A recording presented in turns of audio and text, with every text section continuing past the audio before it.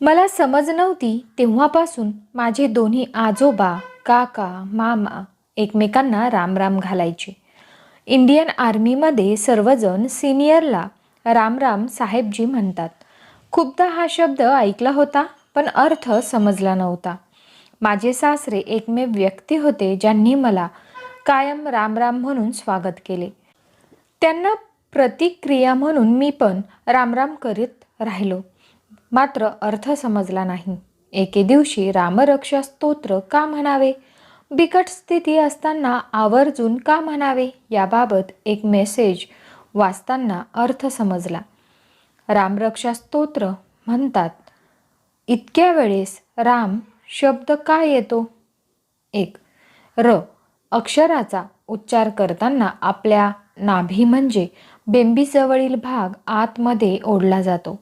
तो आत जातो तेव्हा आपले मणिपूर चक्र कार्यान्वित होते. हे चक्र नाभिस्थानाजवळ असते. ह्याला 10 पाकळ्या असून सत्वगुणात्मक सृष्टीचे पालन करणारा श्री विष्णू यांची अधिष्ठात्री देवता आहे. नंबर 2. शरीराचा मध्यबिंदू अर्थात गुरुत्व मध्य ह्याच चक्रात असतो. नंबर 3. ह्या चक्रावर धारणा केल्याने चित्तात सत्वगुण वाढून ते स्थिर होऊ लागते. धारणा म्हणजे काय? चित्ताची स्थिरता म्हणजे धारणा किंवा एकाग्रता. 5. चित्त शरीरातील एखाद्या भागावर स्थिर ठेवण्याचा अभ्यास करणे म्हणजे धारणेचा अभ्यास करणे होय. 6.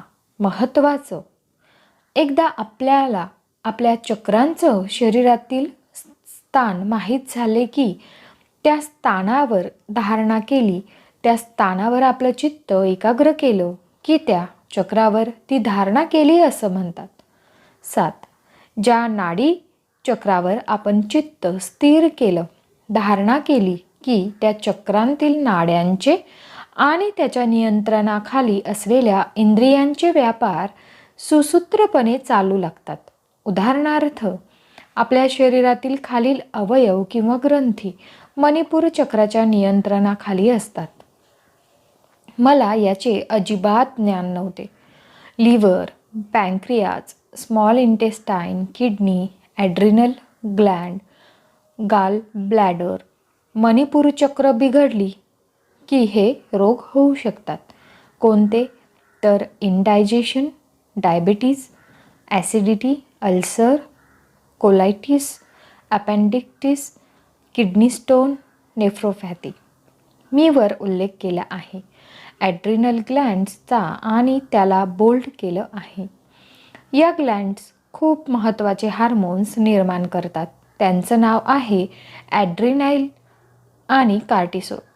ॲड्रिनालाईनची लेवल बिघडलं की खालील परिणाम होतात: हाय BP, हाय शुगर, डिप्रेशन.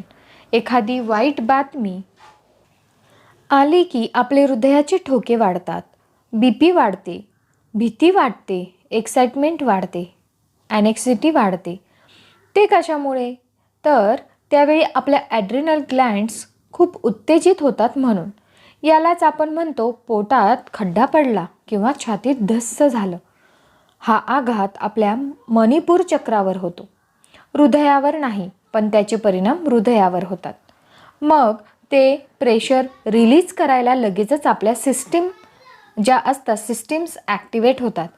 काही लोकांना लगेच युरिन पास होतं, काही लोकांना तर लगेच शौचास जावे लागते. खरं आहे ना? कमेंट करून नक्की सांगा. असे होते म्हणजे समजावं की आपल्या सिस्टीम्स व्यवस्थित काम करत आहेत. अशा परिस्थितीत बरेच जुने लोक रामरक्षा म्हणायला सुरुवात करतात. खरं ना? रामरक्षाच का बरे?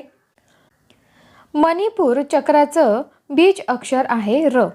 रचा वारंवार उच्चार केल्याने आपलं मणिपूर चक्र आहत होतं आणि त्याच्याशी संलग्न असलेल्या सर्व इंद्रिये, ग्रंथी उत्तेजित होतात. सोप्या भाषेत सांगायचे तर चार्ज होतात व त्यातून निघणारा स्त्राव नियंत्रित होतो. परंतु नुसतं एकसारखे र म्हणत राहिलो की कंटाळायला होईल. आपल्या बुधकौशिक ऋषींना याचं पक्कं ज्ञान होतं, म्हणून त्यांनी रामरक्षा स्तोत्राची रचना केली. रामरक्षेत किती वेळा र अक्षर येतं ते मोजून पहा. त्याची आवर्तनं केली तर किती वेळा रचा उच्चार होईल याची कल्पना करा.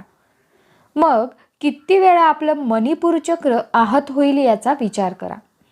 कुठल्याही चक्राला ॲक्टिवेट करायचं असेल तर त्याच्या वर धारणा करायची असते. आपण रामरक्षा म्हणताना डोळे मिटून मणिपूर चक्रावर आपलं चित्त एकाग्र केलं तर निश्चितच आपलं चक्र ॲक्टिवेट होईल आणि सतत र अक्षराच्या उच्चाराने निर्माण होणारी एनर्जी त्या चक्रांतील नाड्यांचे आणि त्याच्या नियंत्रणाखाली असलेल्या इंद्रियांचे शुद्धीकरण व बळकटीकरण करेल. परिणामी त्याला संलग्न असलेले आजारपण मिटतील. म्हणून जुनी लोक म्हणजे आपलेच पूर्वज कोणी वारल्यानंतर त्याचे अंत्यविधीला नेताना राम बोलो भाई राम म्हणायचे. का तर मनावरचा दबाव हलका व्हावा. आपले आणि समोरच्याचे आरोग्य राखण्यासाठी पुन्हा पुन्हा राम राम रो रो राम राम या अक्षरांच्या उच्चाराने एकमेकांना राम राम घालायचे. आपण सुद्धा राखू शकतो. त्या दिवसापासून मी देखील माझे सासऱ्यांनाच काय तर फोनवर किंवा इतर सर्वत्र भेटणाऱ्या प्रत्येक व्यक्तीला राम राम घालायला लागलो.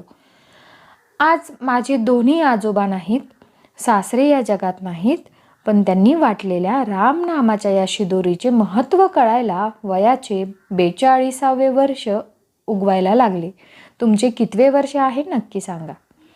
मात्र जब जागो तब सवेरा म्हणत आपल्या ड्रीम सिटीचे सर्व गार्डला येता जाता राम राम म्हणायला सुरुवात केली. आता ते सुद्धा मागील 1.5 वर्षापासून प्रत्येकाला राम राम म्हणतात. अगोदर good morning, good evening, hello, hi सारखी निरर्थक ग्रीटिंग्स देणे बंद करायला जीभ वळायला महिना गेला.